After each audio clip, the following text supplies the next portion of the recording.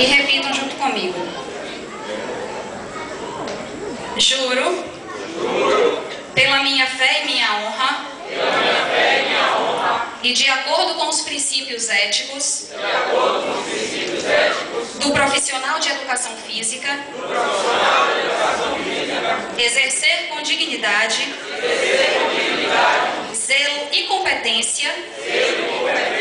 as minhas atividades profissionais no campo da educação infantil,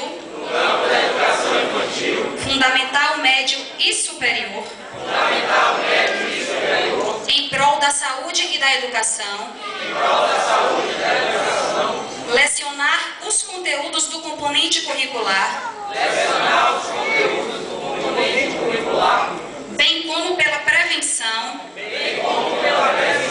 manutenção e promoção de saúde, atendendo determinações legais decorrentes da exclusividade desta profissão,